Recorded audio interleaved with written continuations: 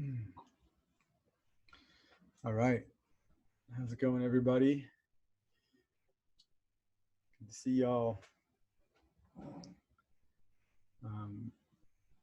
So I'm just going to do a little intro here. You guys have been reading the book the last few weeks. I've definitely been enjoying it myself. So this is Ben Hummel.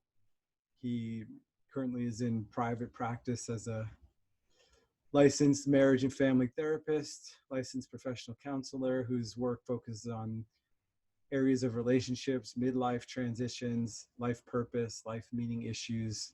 Ben is an expert in Eastern esoteric meditation practices and has been a spiritual teacher and mentor to spiritual seekers for over 35 years. He's also the creator of the Genius Way, a life skills system that helps his clients and students make lasting changes by helping them to uncover their individual genius qualities, talents, and life direction. He's also a published author, teacher, speaker, DailyOM Course author, and provides online courses and workshops underneath the Genius Way system. So it's an awesome background. I feel really privileged to have been working with Ben myself personally for probably a year and a half now or something like that. And you know, our work hasn't specifically focused on the topic of this book, but it's certainly touched on it. And this is an area that's really near and dear to my heart, in particular, working with men on purpose. So I'm really, really grateful you're here, Ben. I'm excited to be here. Introduce you to the community. So I want to just start by giving you a chance to share a little bit about what led you to your path, in particular related to the studying of genius. And yeah, if you want to just dig into that a little bit. Well, I started my self-exploration path really early on in my late teens, and took a spiritual path, Eastern-based spirituality. Ended up being in a spiritual community for quite a few years as a student and then a teacher, and basically found that the framework that I was in had become too small for me. And so I was struggling with how to be basically an individual and also still have a spiritual aspect to my life. And I kind of learned about the concept of genius, the ancient concept of genius, which is kind of a Greco-Roman idea. And that seemed to fit what I was trying to understand really, really well. So I kept diving into that, and then it kind of became like a main theme of what interests me at this point. Mm-hmm.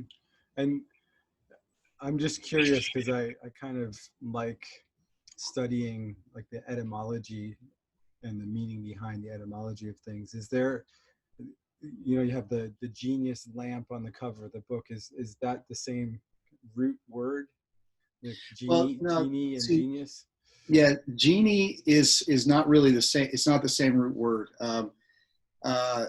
Genius comes from two main words, generare, which is to generate, and there's another one, I haven't read my book for a few years, so there's another one that is to beget or to father. So the basic idea of genius is that it creates and kind of sustains something.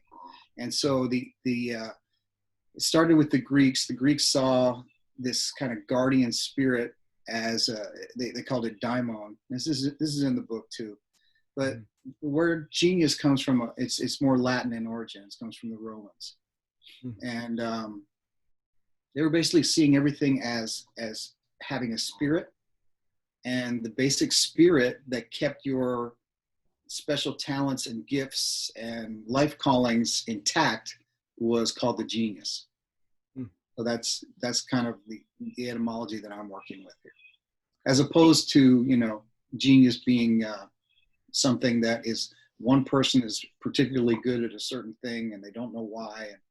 And the Right. basic genius that I'm working with is that everybody has one, and Mm-hmm. it's kind of our job to find it and give it a way to express itself.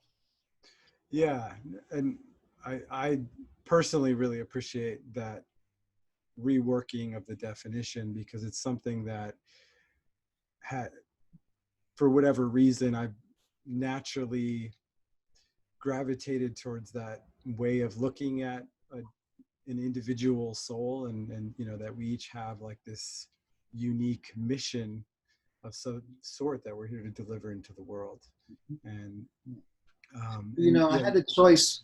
Sorry, I had the choice to use either genius or daimon. Mhm. Daimon sounds a little bit too much like demon, which is Right. kind of the etymology of that word, you know.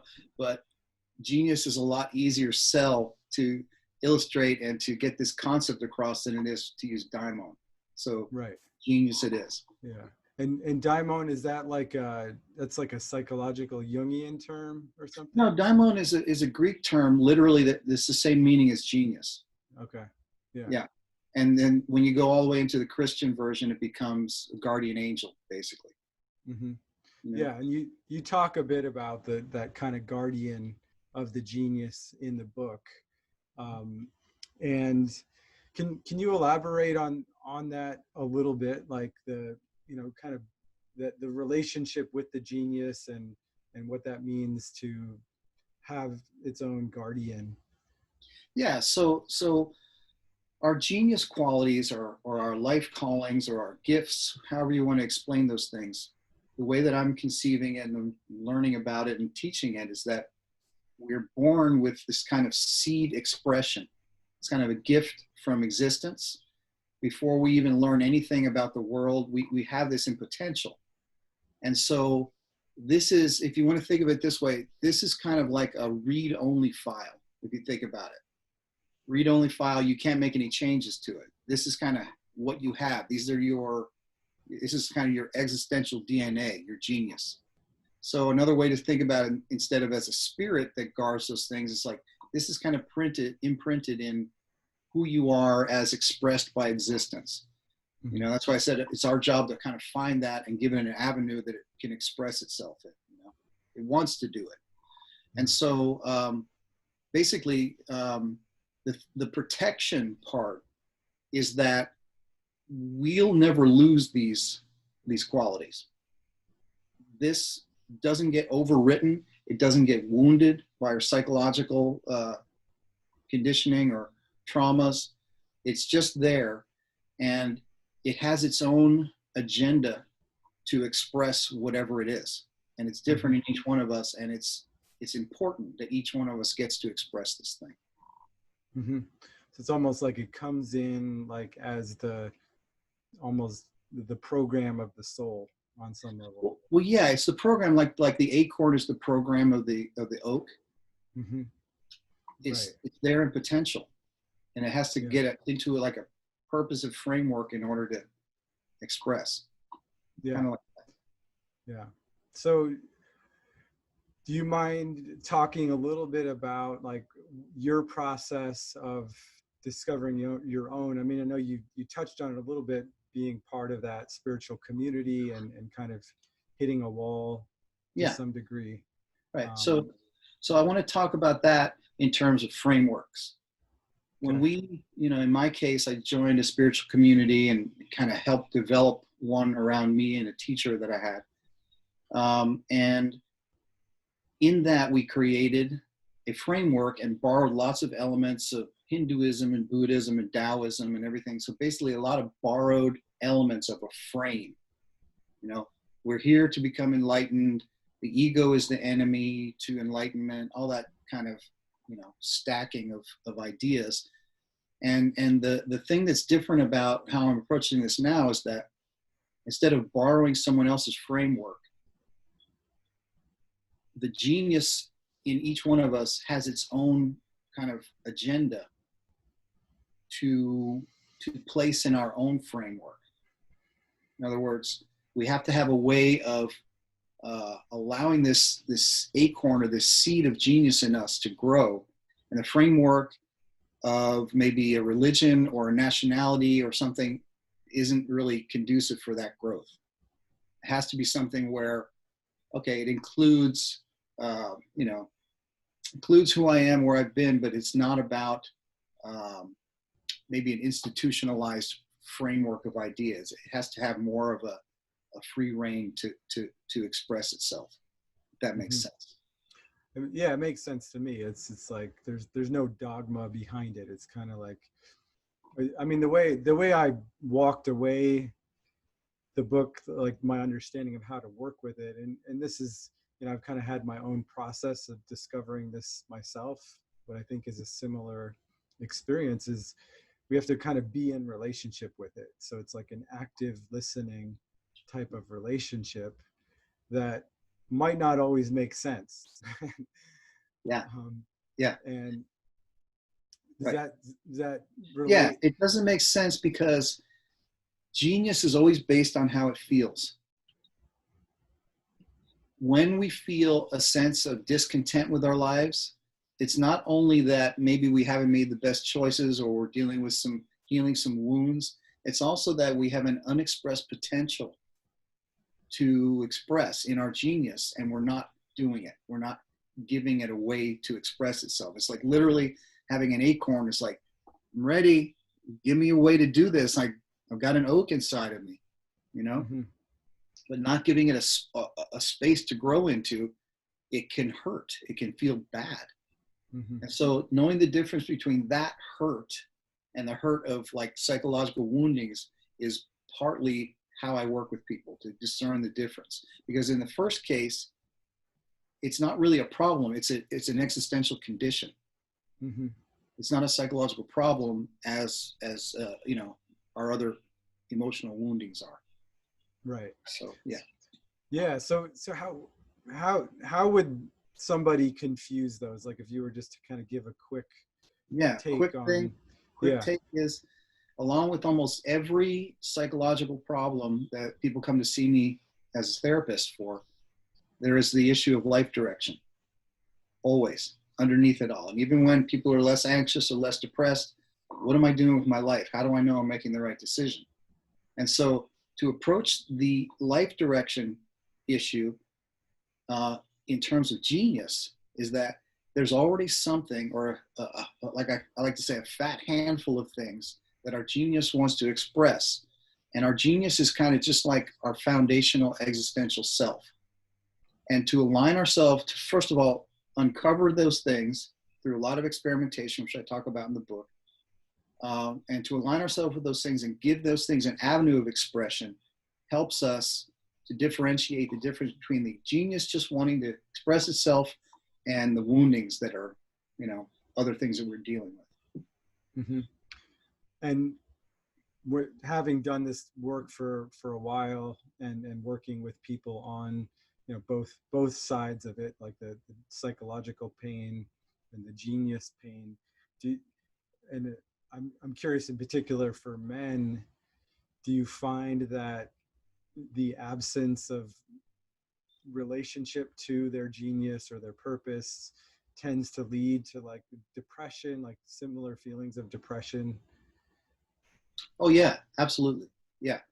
It's very, very difficult to live day to day without a sense of purpose and not having a direction to your life. I mean, that's just basically just feels bad. Yeah. But it's more like a dull ache instead of like a knife wound. And so when you get to a point where you're like, I'm not interested in continuing to not know, where I'm going, then you start to pay attention to where that dull ache is coming from. Right. And as you weed through it, you see, okay, there's some psychological stuff, but there's an existential question here too. There's something that I'm supposed to express that I'm not, and I need to get to it. And that's why that kind of genius work is necessary. Yeah, I can personally really relate to that kind of ache. I'm curious for the guys listening. Does this resonate for you so far? Like, just raise your hand if you get a sense of that kind of gnawing discomfort of unexpressed potential. Yeah. Um, so, you know, for men, I think we're often like largely conditioned to follow this linear kind of rational path, which seems somewhat counter to the path of following our genius. And so for somebody that's just kind of embarking on this journey, how how do you kind of would you how would you coach somebody to kind of break through um, trusting in these impulses that the genius is asking of us? Right. So the first thing to do is to realize that your genius is not going to make you like climb to the top of a skyscraper and jump off or do something crazy like that. It only is mysterious in the beginning because you don't know where it's about to lead. And so the first thing that I would do is to, first thing that I do is help people feel what it's like when they encounter some impulse from their genius. And so here's what I see sitting from where I am working with a client or a student. When they start to encounter pieces of their genius, pieces of their genius qualities, here's like a little list of what to note, what I notice. They start to sit up a little bit more straight, their eyes open a little bit, they speak a little bit more quickly and a little more loudly. They have a sense of urgency in their voice. They lean forward. What they're saying is really important, like I'm doing right now, because this is an important topic for me. And so what I coach them to kind of look for is when you have a certain feeling of like, this topic is important to me. This thing is really, I can speak about this for an hour.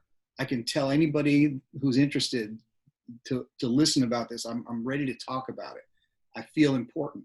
And let me tell you, it doesn't matter what it is. I've had clients whose genius qualities that makes them really turned on and like, want to act has been making Excel spreadsheets and organizing people's billing, to driving heavy machinery, all the way to being an artist and everything else you would imagine. So it's not about being the best at anything. It's being better at knowing what your genius is there, wanting to express, and how to feel the importance of that. Mm-hmm. So there's a pattern when you get close to something that's in your genius qualities, that's in your kind of treasure trove of gifts that existence has given you individually. There's a set of feelings that come along with that you can start to recognize and learn to recognize, so that when you feel it, you got, okay, there it is. Let me give this a space somehow to express itself. Mm-hmm. Yeah. And so when you talk about feelings, you're not speaking so much to like feelings as defined as emotions, but like feelings in the body, like sensations in the body. Yeah, and it's not really not an emotion. It's kind of like, it's an importance. You feel sincere about this thing. You feel this matters to me to talk about this. This feels urgent, not in a crazy way, but this feels important. Yeah. I don't want to let this go. I want this to be said, that kind of thing. Mm-hmm. Yeah. So it's almost like this quality of something that you're willing to put yourself out there for, to make a stand for. Yes. Yeah. Cool. Yeah, I love that. So I haven't met anybody, Soma, that hasn't had at least one thing that's falls into that category for them. mm-hmm. And do you find that, especially in our kind of Western American culture, that it's challenging for people to kind of separate out like the ego identity and like needing it to be something special for the sake of what it will mean outwardly versus allowing that energy of the interior to inspire what it is. Right. Yeah, it is. I mean, the idea of, that's why I was really in the beginning toying with using the word daimon, because there's less connected to it. Mm-hmm. The idea of like having to be a genius in the contemporary idea of it, where you have this high IQ or you're just this amazing guitarist or anything like that. There's a lot of pressure with that concept. And so the first thing to do is, genius is normal. Mm-hmm. We all have one, right? Totally normal. And you don't have to excel at anything.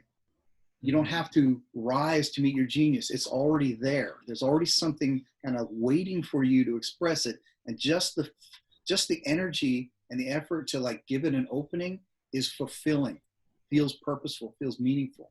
Mm. I'm writing my second book now. I don't know if anybody ever read it, but I feel wonderful just doing it, because I have it inside of me to bring it out. And it feels good just to like give it a way to come out. Mm-hmm. Right? And so that's one thing that I've found recently that works for me. Mm-hmm.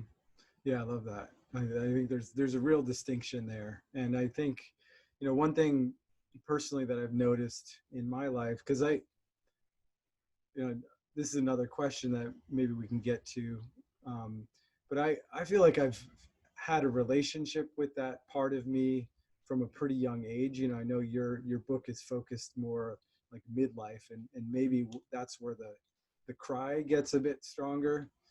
But I think what I've experienced in listening to that genius is trying to listen to it and then like force it into a form or a structure that, I need to make money doing this, or, I need to be really good at it. All these conditions I've created around that. And does that make sense? Like, do Yeah. you notice that coming up a So lot? I want to be really clear about where I'm coming from with genius. It is not about parlaying your genius gift so that you become rich and powerful, right? This is about basically giving an expression to something that you have in potential, that, if you want to become rich and powerful, that's the best way to possibly do it, because you're doing something organic to yourself. You're going to be at ease when you're doing it. When you do that, you're also going to be, people are going to see it and be like, whoa, wow. Some people, might be 2 people, might be 1,000 people, but the people that get to see that will feel that you're on to your own genius. And that in turn allows them to get into that as well, to see their own. So it almost like in being in your own genius, it sort of has this ripple effect on Definitely. people you're come into contact with. Kind of, it's almost like that resonance effect, like Yes. one genius starts to resonate the other person's internal genius. That's cool. So yeah, I wonder if you could touch on that piece I brought up a little bit, like the idea. I know your book is based on, that kind of midlife journey, and some of the guys that are in the tribe, not on this call, but are sort of younger and not quite at midlife yet. Yeah. And so I'm just curious, like, does this only show up at this time, or are there other signs of it, or do other people find their genius earlier, like different earlier stages of life? Yeah, so absolutely. It's throughout our entire life. I remember first experiencing my genius, even though I didn't realize it, when I was in my first play in 2nd grade. I just got there on stage and I'm like, here I am. This is it. That feeling in different circumstances I still get to this day, right?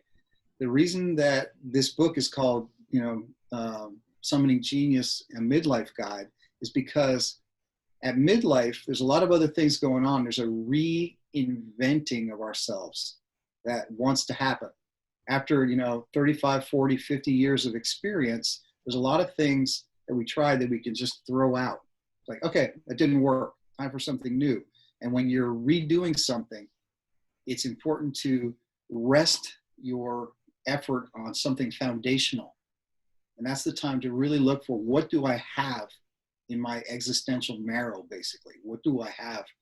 What was I born with, as my qualities? And that's exactly what genius is. So yeah, it happens throughout our entire life till we take a dirt nap, basically.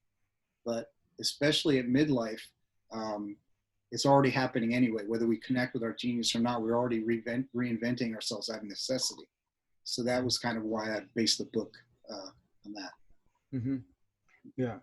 Can you speak a little bit more to the guys that are sort of at some sector of that midlife experience, and just what to look out for at that time in terms of, I know some men will move to things that are not really satisfying at that point, Yeah. where we're kind of playing out maybe aspects of ourselves that were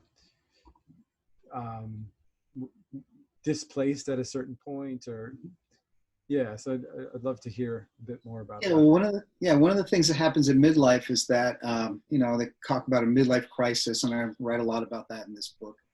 The crisis is just a chance for us to make a different choice. It's an opportunity, right?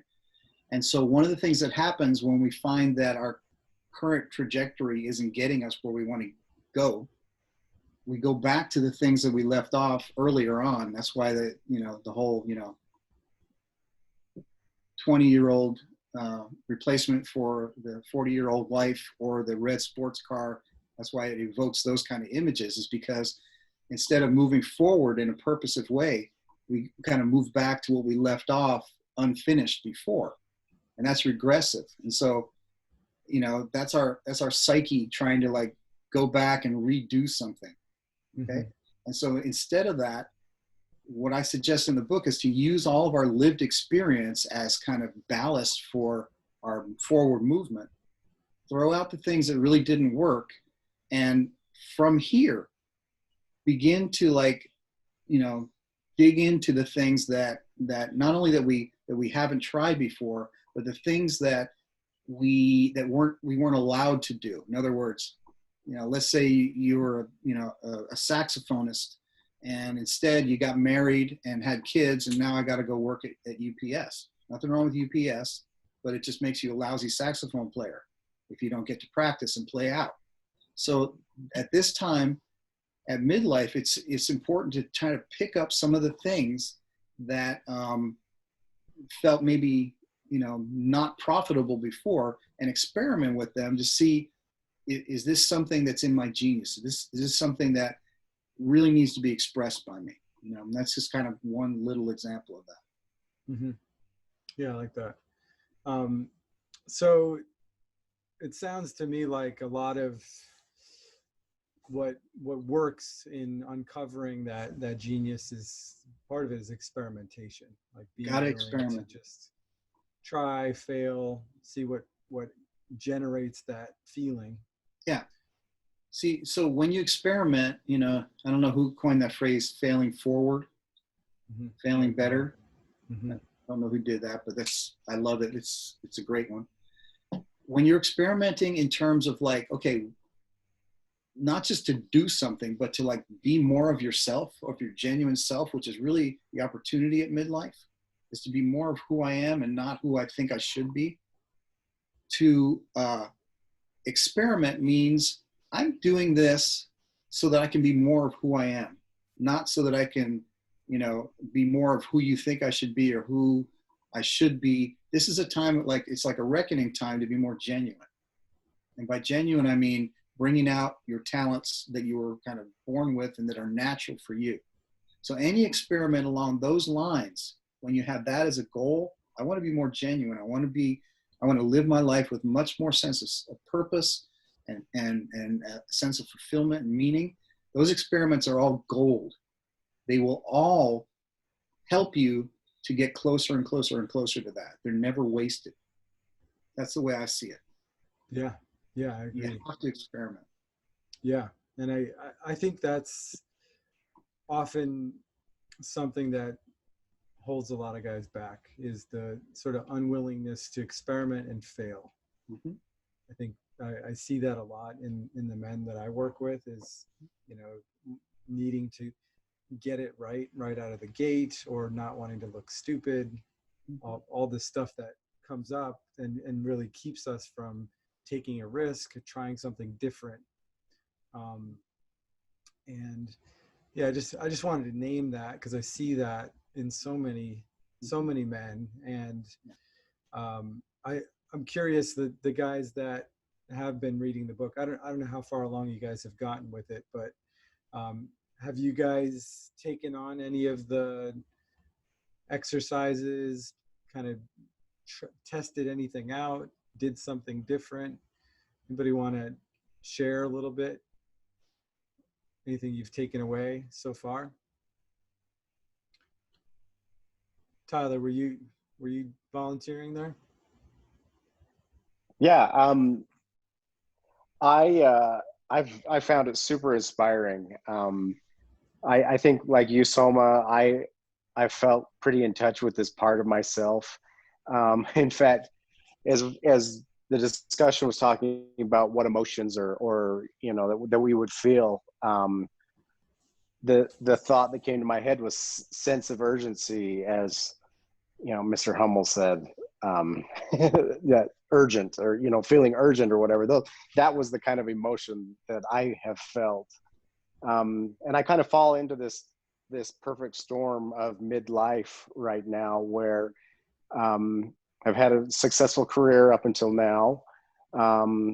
Took a little bit of time off to deal with some personal matters, and now I feel like I'm at that kind of that cusp of starting something new.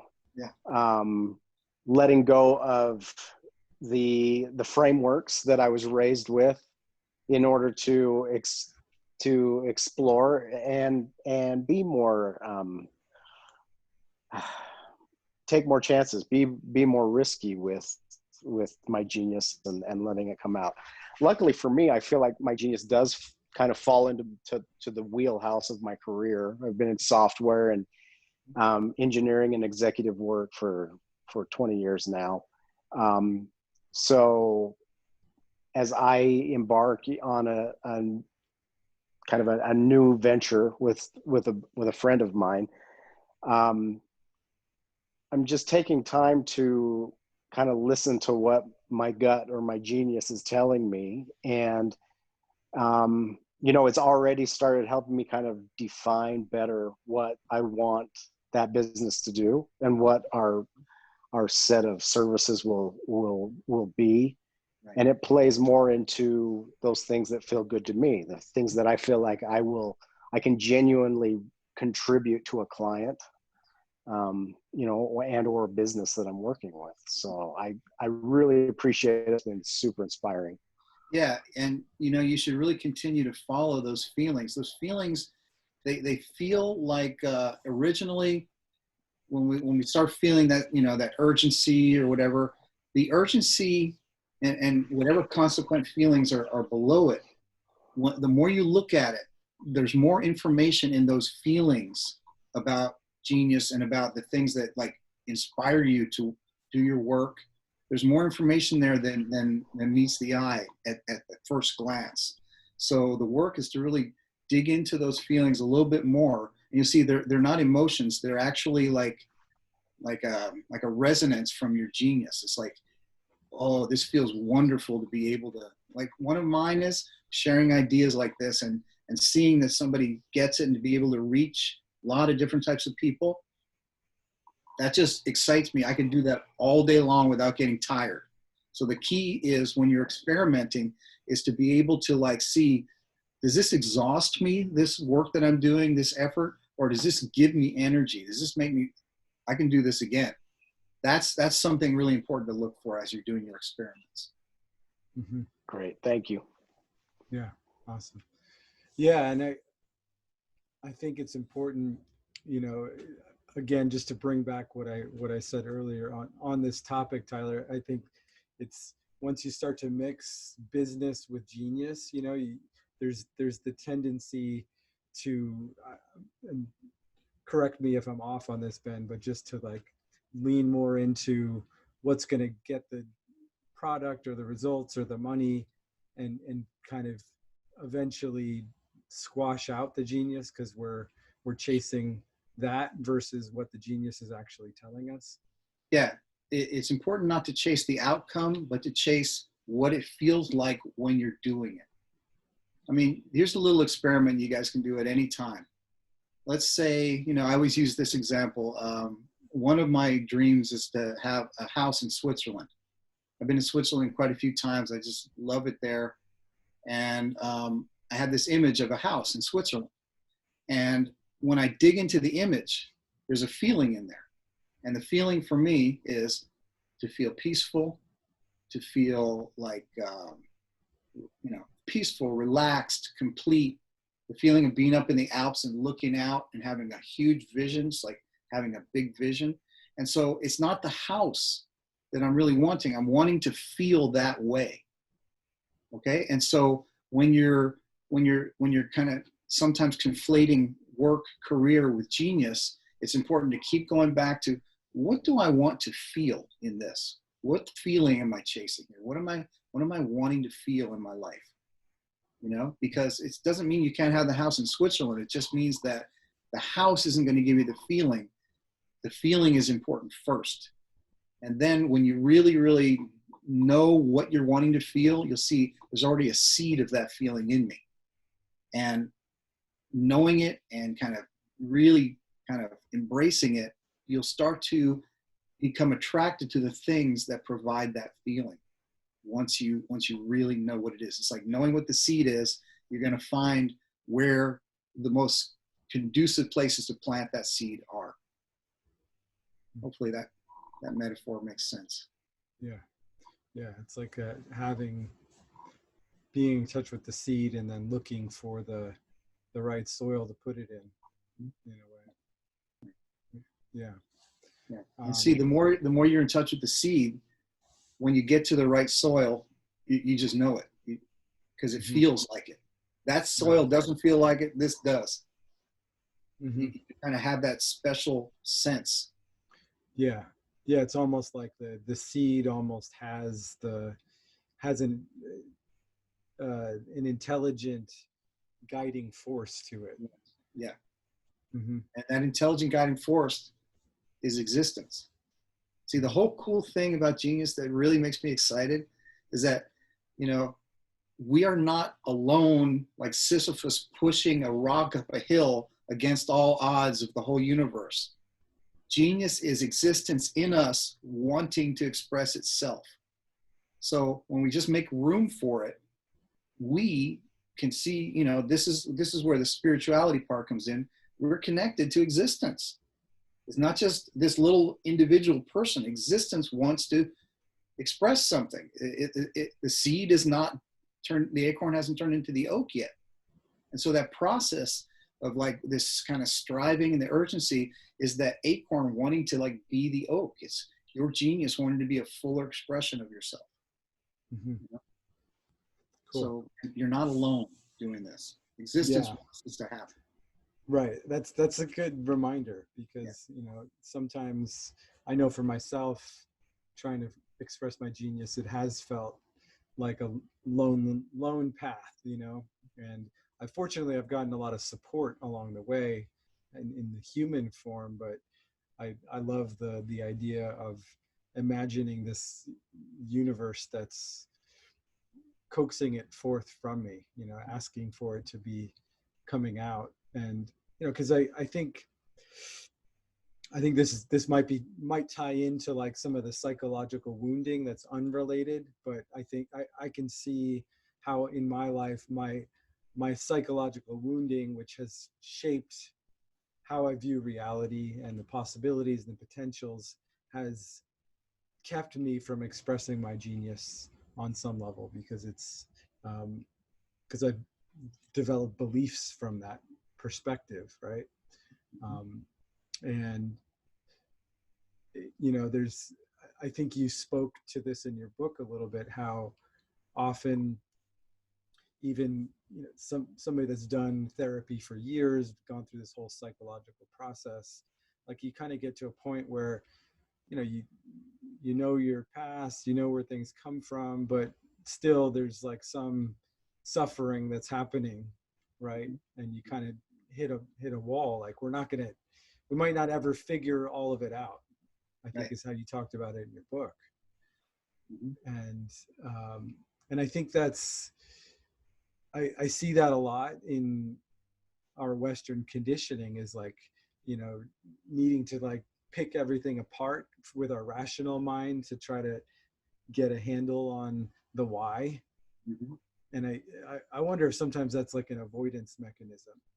Like, Well, yeah, yeah. It could be avoidance mechanism. It could be that literally, you know, for most people, I dare say, especially in our culture, you know, in the West, there is not a basic concept of genius or any whatever you want to call it. I don't care if you call it genius or, you know, rubber duck. It doesn't matter. There's no concept for this part of ourselves that is like something we were born with that we're kind of meant to express. And if it is, it's just kind of some kind of Disney-ish idea. When you start to take this seriously, and you're like, wow, what if I really do have that? What does it look like when it shows up? How does it feel when it's close to me? Then even the psychological woundings and stuff is just one aspect of yourself. When you have this other aspect, is like, okay, something wants to express through me. Then you can even see your psychology in a whole different way. It's a whole different lens to see your psychology in.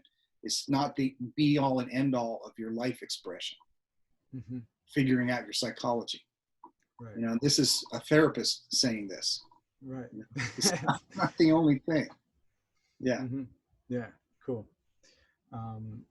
Yeah, so I just want to take another moment to check in with the group, just to see where you guys are at in your process, what you can relate to from what Ben has talked about so far, where you're maybe working with this or wrestling with this in your life. Maybe you want to share a little bit? Yeah, Jonah. Hi, Ben. Thanks for being on the call with Hey us. there. I enjoyed reading your book. And so I am definitely, what was the term you used?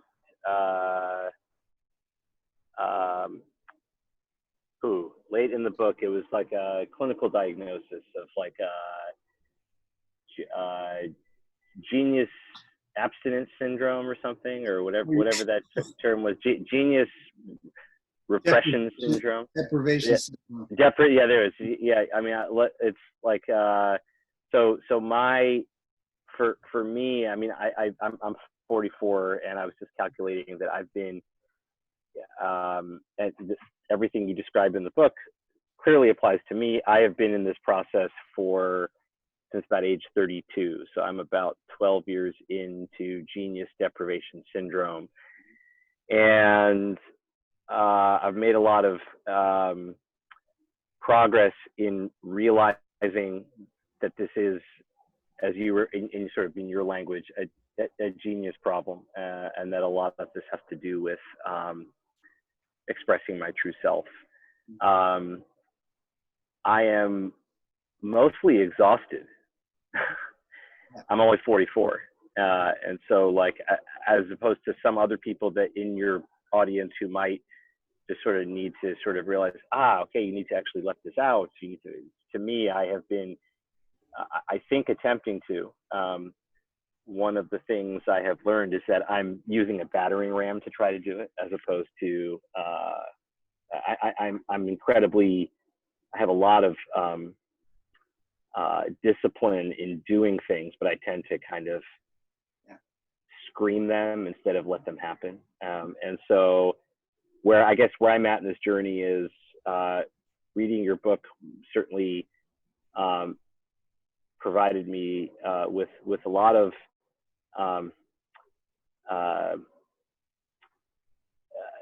food for thought, and also it made me feel like I'm not alone. and that this is a common enough problem that you write a whole book about it. But I guess I left the book feeling mostly, probably not fair. This is probably not a fair statement to myself to say this, but I'll just, this is what kind of the emotion that comes out is like, that probably won't work for me. A little bit of exhaustion and sort of being hyper focused on this issue. And so I don't really have a question, it's more of a comment, which is to say I really enjoyed the book. I felt like it really applied to me, but I'm not really sure. I want to share a little story But with skeptical. What's your name? Jonah. Jonah. I want to share a story with you. You guys know who Michael Mead is? I do. You guys? Yeah, he's like he's a guy. He wrote a little snippet for the back of my book. He's a mythologist, and he worked with Robert Bly and James Hillman, which are famous, James Hillman, famous psychologist. They did like a lot of men's work in like the 70s and 80s. Okay, and so a few years ago, I went to one of Michael's. Michael talks about genius all the time. It's a real common thing because he's a mythologist. So went to one of his kind of workshops, and basically the energy of that is he brought up all this idea and inspired everybody about genius, and they could all relate to it.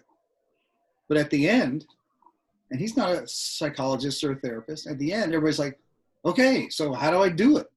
How do I find my genius? How do I express it? Everybody was kind of feeling that. They were inspired, but it's like, what the fuck do I do now? Right? Well, now what? And so that's where I am like stepping into the fray here to try and fix that, to try and give some kind of way. So this first book is about, you want to, I don't know if you got anything out of some of the little exercises or whatever in there, but I would definitely try them if you haven't, number one. Number two, my next book is all about like how to develop these like kind of 12 aspects of our lives where we can include genius in like our daily life. So it's a real thing. So, I'm sure you have some psychological aspects that you're struggling with, because we all do. We're hard psychology. But just to speak to that genius part that has you frustrated and skeptical that, whether this is for me or whatever, you have a genius. I don't care what you call it. It's there in all of us. It wants to express itself, and basically the effort that we need to do on that part, I don't know why it's this way, but we have to consciously connect to it instead of having it just kind of come out. In that conscious connection, your job is just to give it some space, and it'll kind of do its own thing. Just like you put the acorn in the ground, it knows what to do, right? And so instead of efforting, trying, it's more about kind of, let me just kind of sit back and make a space for this thing to be possible in my life. It's a different approach. Okay. And, that's really, however all of us get there. It's definitely not through pushing. It's kind of by like, okay, let me rest a little bit here and give space for this thing that I already have. Mm-hmm. So. Yep. Yep. Thanks. Yeah. That's what Soma has been instrumental with me, is helping me find that space. Yeah. Yeah. Excellent. Jonah, are you open to sharing a little bit about our process in terms of, I think what came up out of our last coaching session together, I think I gave you an assignment that was related, right? Are you open to talking about that? Yeah. Are we talking about the video part of the assignment? No, I mean, I guess they're both somewhat related. I think I assigned you to like do a self-date kind of thing. Oh, right. Yeah. Okay. Yeah, sure. So I can share that. So I just kind of in general background, I've been working to sort of, I guess really find find peace in what I do on a daily basis. I mean, it's as simple and trite as that.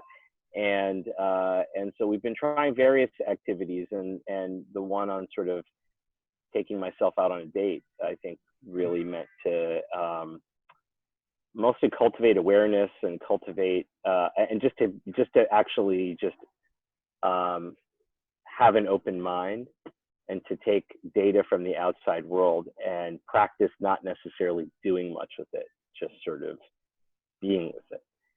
And with COVID, there's not a lot of places to take yourself out on a date, so I've been walking a lot, and I have been, and true to the exercise, there's not a whole lot to report other than to say that I have been successful in walking long distances, and just being available to use my five senses.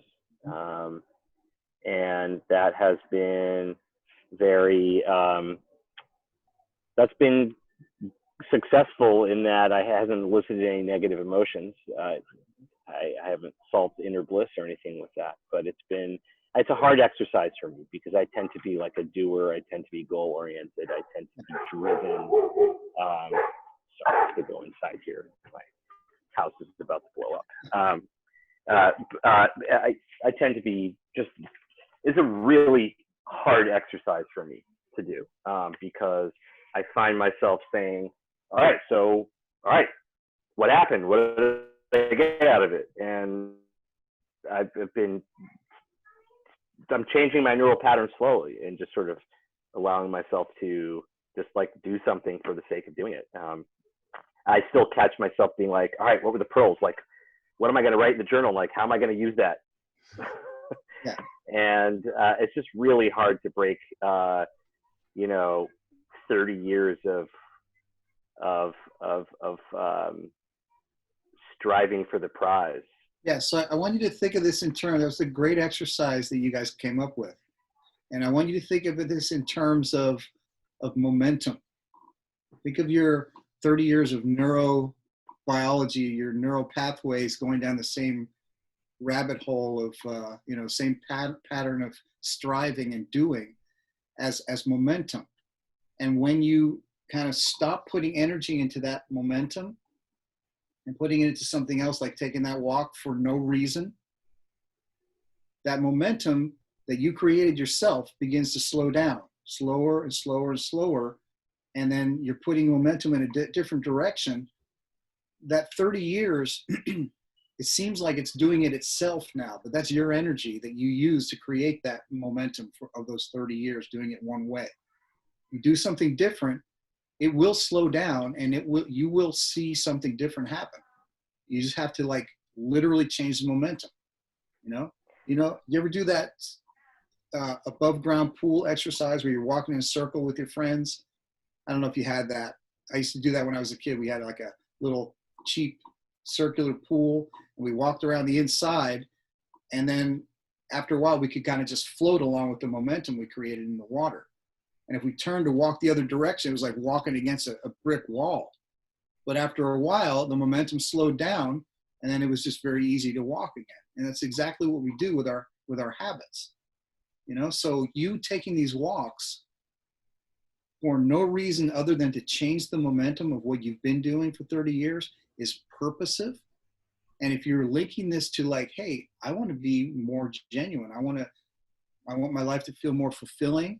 There's an intention behind that, behind changing that momentum. There's a purpose for it. And so this isn't just you taking walks and see what happens to write something down in your journal. This is like, I'm changing what I've been doing for the past 30 years. And that's important for lots of reasons, I'm sure. Mm-hmm. So think about that in terms of changing momentum. The energy of the 30 years of a habit are nothing more than the energy we put into it. And whatever you put your energy into, you get better at. So we start withdrawing your energy and put it somewhere else, you're going to get better at that next thing. Mm-hmm. Better at doing nothing. Yeah. One of the one of the things I liked about your book was kind of putting some words to this nervous energy of mine, and it really boils down to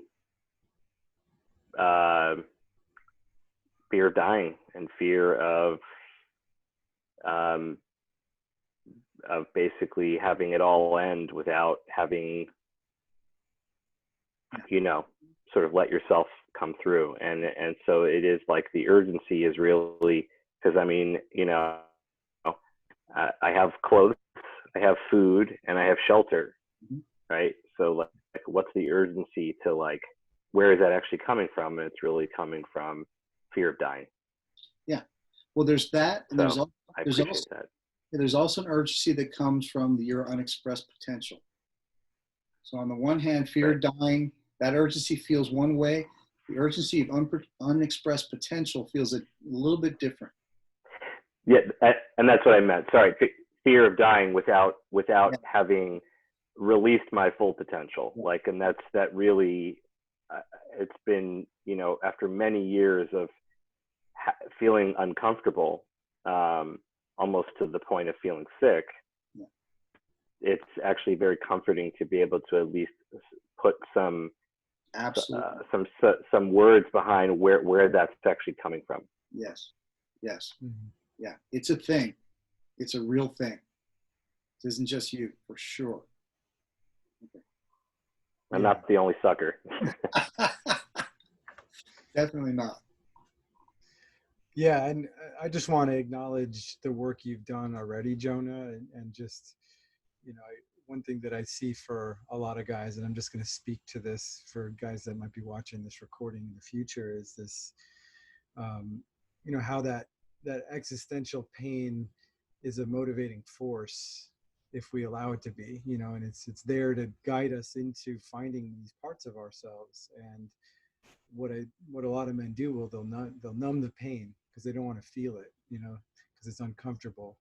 And I've seen you take things off the table for yourself and being willing to like sit with the discomfort of it. And I think that's huge. And you really dove straight into it. And I think it's something that I'm curious your take on this, Ben, but I really feel the sense that we need to be willing to go into the pain and the discomfort of it in order to uncover what's underneath that. Well, the pain and discomfort, again, it's all, there are two aspects of it. The pain and discomfort is either in a wound aspect or in your genius aspect. And that feels different. I just can't make that case any more important. But going into it, when you go into it, like anything, the fear of going into it is worse than actually going into it, because when you address the pain and the fear and the discomfort, it shows itself for what it is, and it shows itself as a temporary thing. If you can allow yourself to feel that pang of pain and fear without avoiding it, it only lasts for a little while. Okay? And you show yourself by willingness to go into it that you're larger than that. You're larger than the pain, the fear, the discomfort. That's just like on a psychological level. When you're able to like address it head on, you become more expansive. There's more room inside of you to even deal with things that were even, impossible to even think about dealing with just, years before, months before. Yeah, that makes sense in my own experience. So, Joan, I'm wondering if, I can still kind of sense the wrestling with the discomfort of like not having outcomes, and just the lack of being able to take away something tangible from your process so far. I just want to make sure that I'm accurate on that without projecting. Is that true? Yeah, that's not a surprise. Yeah. And I'm okay with it. Yeah. Well, it's good. I mean, it feels good to like see you relaxing into it a little bit, you know, and um, my my hope for you is that you can continue to just relax into the process a little bit more. Because, you know, I see how sometimes when we grip onto an outcome or an objective, it can push the thing further away from us on some level.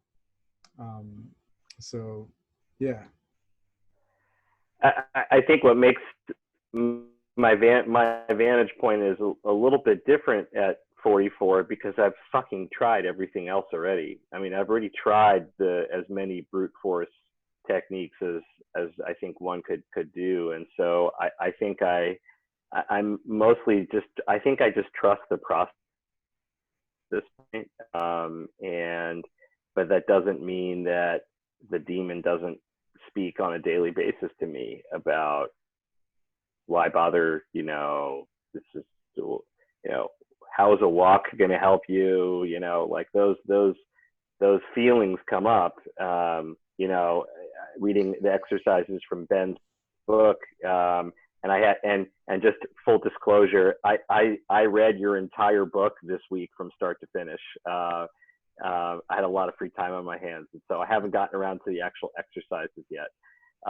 But in looking through them, which to me felt like the very tangible, like to-do list from this book. So as a goal-oriented person, they're all highlighted. They're all like ready to go. Again, it's the same thing. It's sort of like, yeah, wow, these are interesting exercises. And for me, the challenge is just kind of like taking a deep breath and just trying them and not ascribing too much value to any one thing and just seeing how it feels. So that's my work to do. Yeah, that sounds great. That sounds great. See how it feels. Mm-hmm. Yeah, it's like treating it all as an experiment, no assuming anything about it. Yeah, I mean, I'm curious, Soma, what everybody thinks about the idea of failure. In trying things. Because in my book, failure means stopping. To me, that's the only way for me to describe failure. I just stop. I won't do anything else. That's your definition of failure. That's mine at this point in my life. Yeah. Yeah. I'll speak to. I mean, I'm not necessarily great at this, but I try to treat failure as something, as a tool for learning and growth. So I still avoid it, but I tend to try to put myself into situations where I'm likely going to fail.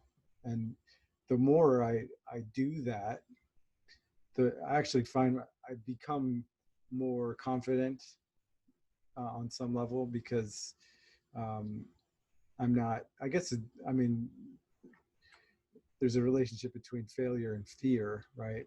And I think the more I face that fear of failure, the more I'm willing to fail and sort of accept myself as imperfect on some level. So that's at least at this stage in my life, how I've learned to relate with failure. How about you guys? We want to jump in? I'm always game to jump in. You know that. So Ben, I just ended an 18-year marriage. I've had this paradox of success in my professional career, and then seeing my marriage kind of fall apart. And dating has been an interesting road the last year that I've been divorced. And I haven't really thought of it this way, but as I've dated, I've seen, different people, different relationships, none of them really getting, uh, what would you say, serious or anything like that. But different people that I've seen have brought out different qualities in me and kind of awoken feelings, or I really like to snow ski. So, snow skiing with somebody and enjoying that, whereas my ex never did that kind of stuff. Listening to those kind of things, those were the images that were conjured up in me as you were talking about. And Soma, you kind of nailed it. Sometimes, on the career path, you focus on, making money, and you can lose sight of that. And I think that's the nature of a lot of business stuff that I've been involved in as well.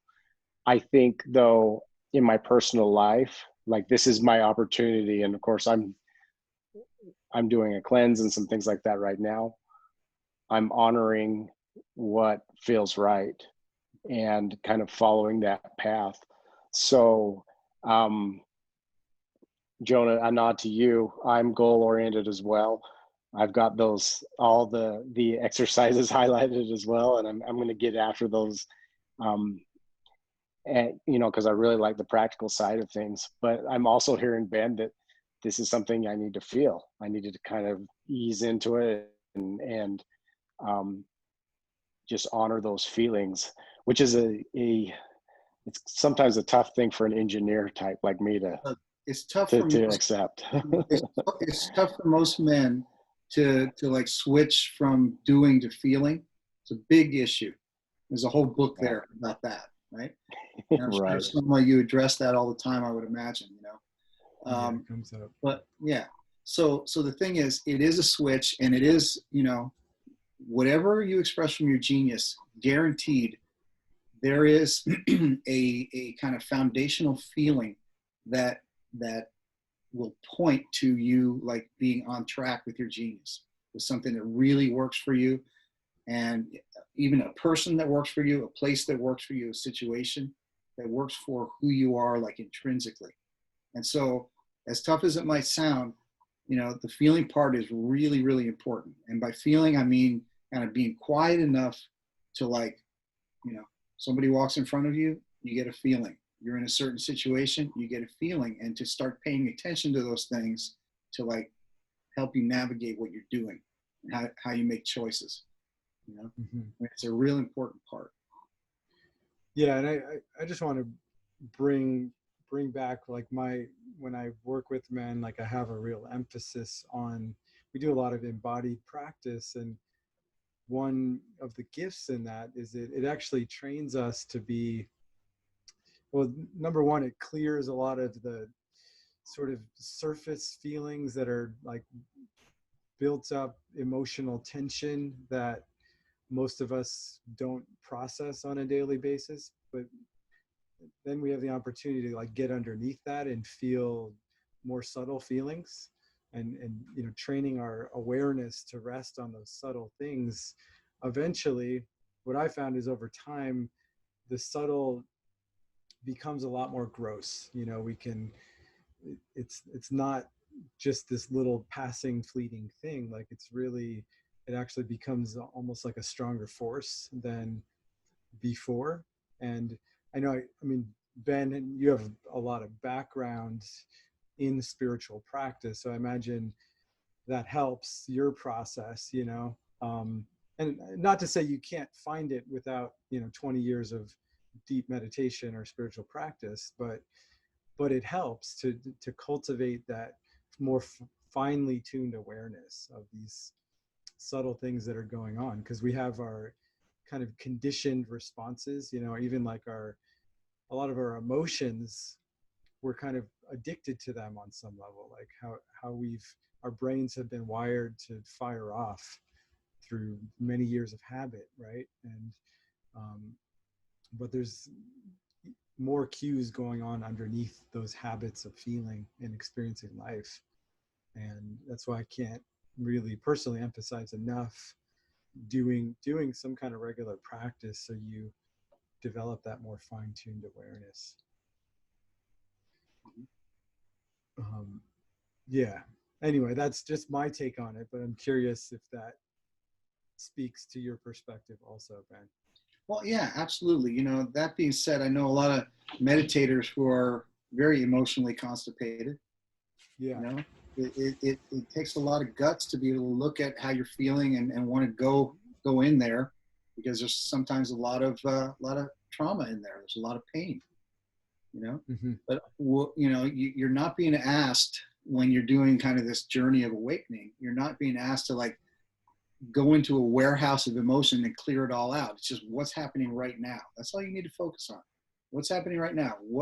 What's getting in my way of feeling like my life is feeling purposeful right now? So for some of us, we try to do everything at once. Let me fix everything. But all you have to do, like Jonah, you're taking that walk. This is about taking a walk. You know, that developing that quality to be able to just take a walk just so that I can just be here with myself. That's a beautiful skill to develop, you know, because in the doing part, we kind of neglect that aspect. Just take a walk, man. That's a skill that a lot of people actually don't even have, believe it or not, as simple as it sounds. You know, I could just take a walk for the sake of taking a walk. That's it. And in that kind of peaceful, energetic practice, other things that you haven't been able to get in touch with will come kind of flooding up, because you have an unconscious self where there's a lot of, you know, good material there that'll answer a lot of these questions, but there's also something that I call the prima conscious self. And the prima conscious is your repository for all your genius qualities. It's like the unconscious, but it's like, again, let's call it like a read-only file. It has all your genius stuff in it.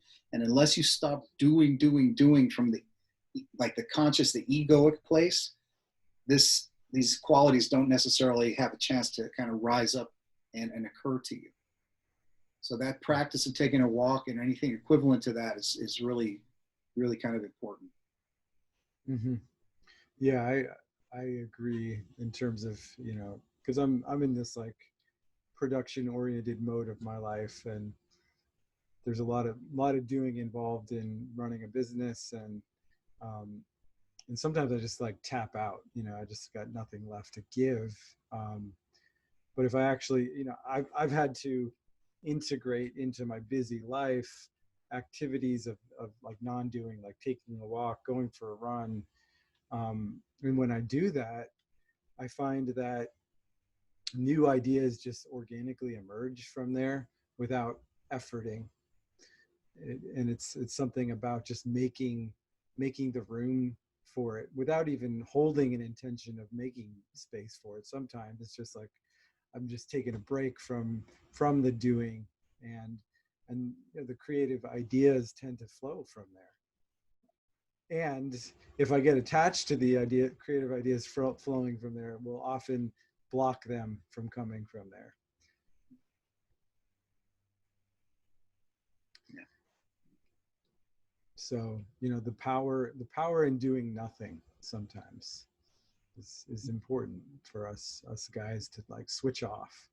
And I think a lot of us, coming back to like the numbing, like we can have a tendency to like switch off, like do, and then switch off with like television or Netflix or alcohol, pornography, you know, all these other ways that aren't really, you know, they're just kind of plugging up the hole rather than, you know, that kind of making space that Ben talked about earlier, you know, making space for these deeper parts of us to emerge.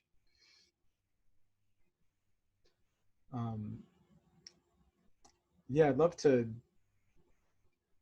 hear from you, Robert, if you're open to jumping in. Curious how you're relating to what we're sharing.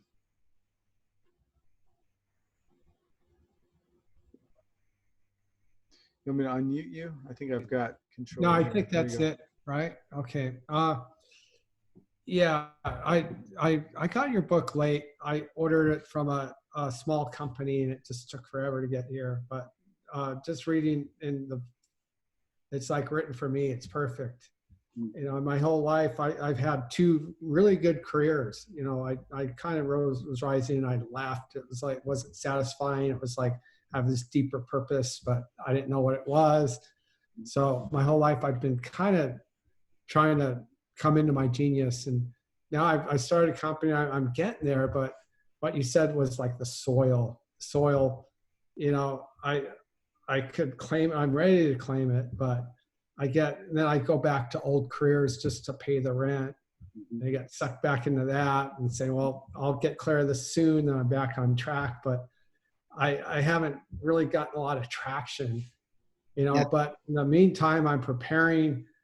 You know, a lot of everything that was said and some other experiences we all shared here just kind of plays into this whole dialogue in my head. Like I'm trying to make sense of it, my whole life journey, you know, and why aren't I in fertile soil? Or maybe I'm not ready to be in this soil, or, you know, it's just unfolding. So I really look forward to diving into the book.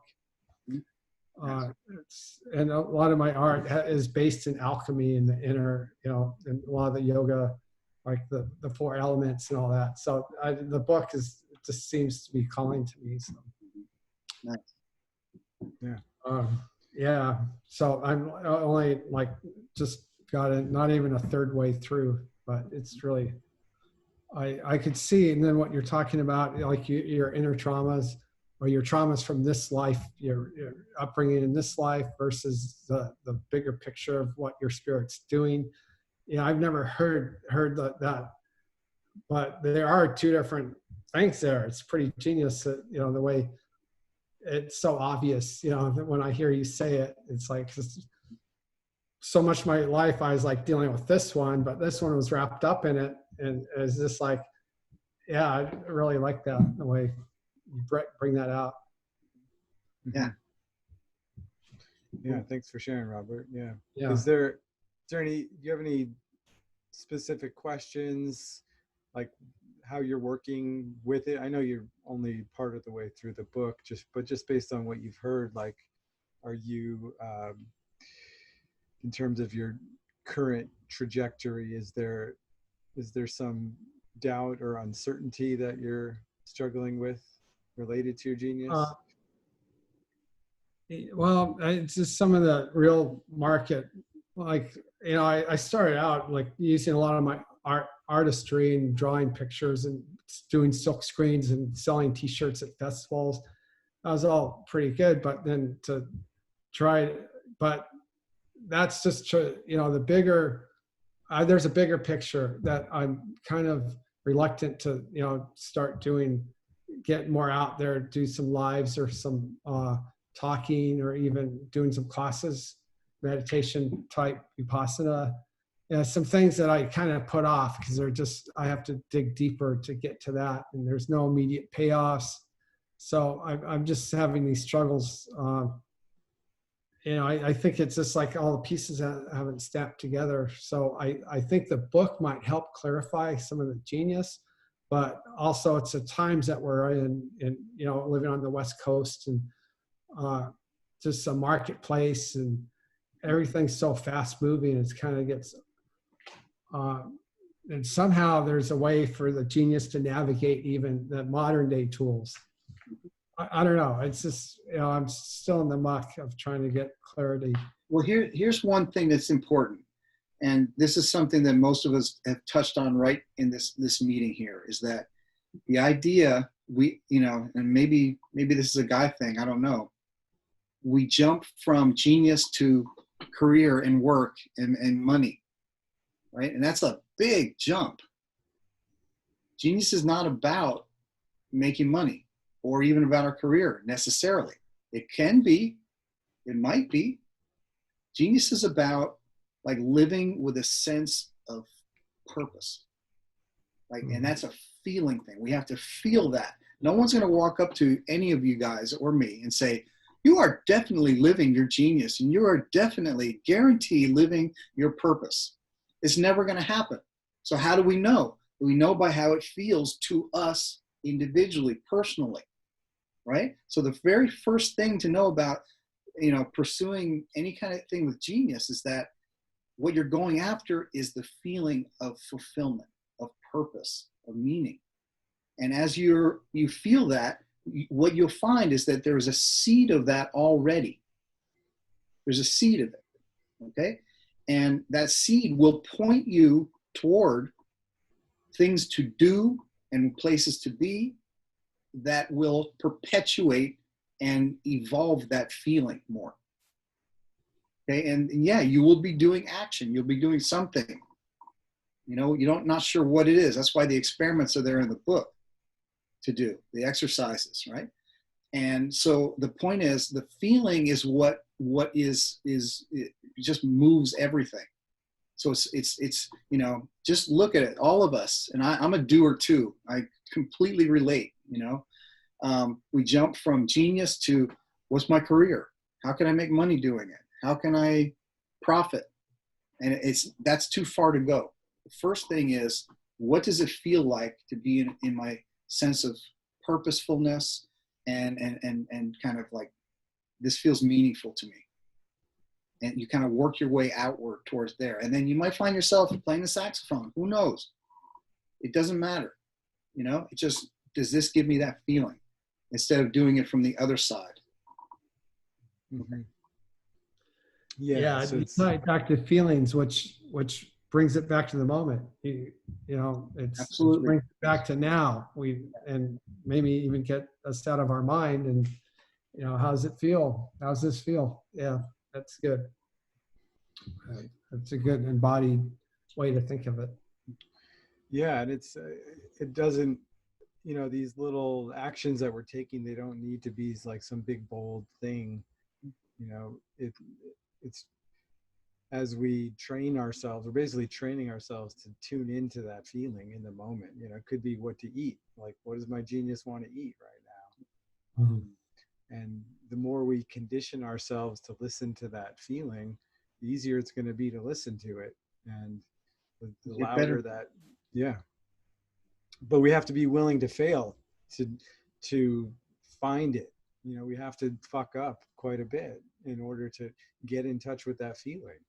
And I think a lot of guys, again, coming back to the failure pieces, they don't trust their impulse. They try to stay safe. They don't try anything out of the ordinary or out of their comfort zone. And so we lose track of that feeling. And so, Robert, I'm curious, like, if you were to like do one thing this week that, if you just, even in this moment, just listened in to what's calling to you, whether it's going to get a result or not, like what might that look like? I don't know.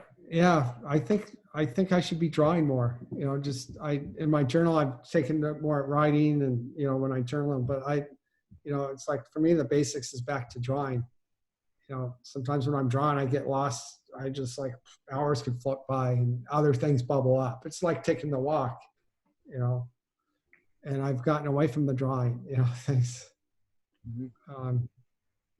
It gets back to taking the walk or just creating a little space, just creating some space and just let the momentum catch up on itself and see, Mm-hmm. a lot of things on this call or that I'm reading it's all makes sense. I get lost in doing, and then I get some side consulting jobs here then I really have to do stuff after work. And it's like, Mm-hmm. it's going the wrong way. I need, just to, so my inner guidance says, just get back to drawing. Just keep it simple, Yeah. Sounds good. Yeah. So how can you create a container for that in your life? I would just like get some special journal, just get a new drawing book and just work out of that, start in a special journal and just start drawing, from life, you know, observational drawing. As skills go away, it takes a while just to sharpen the skills back up. But yeah, I could just go get or make a journal. Yeah, that sounds great, man.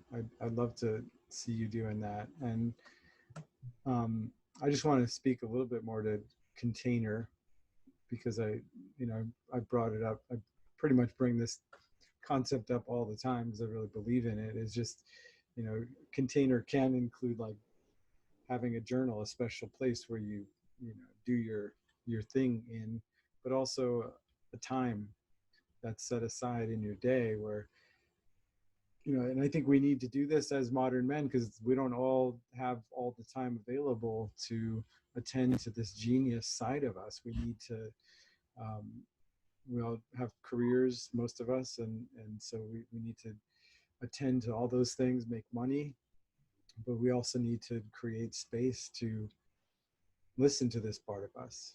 And I think in particular, as we're building that relationship, I think maybe over time that relationship can sort of flow into everything else that we're doing. But as we're creating that relationship, just like as if we were like like dating somebody new, right? We have specific times where we get together with that person and connect with them. So, I would encourage you personally, Robert, to just say, I'm every day at this time or this many days a week, I'm going to sit down and do my drawing practice.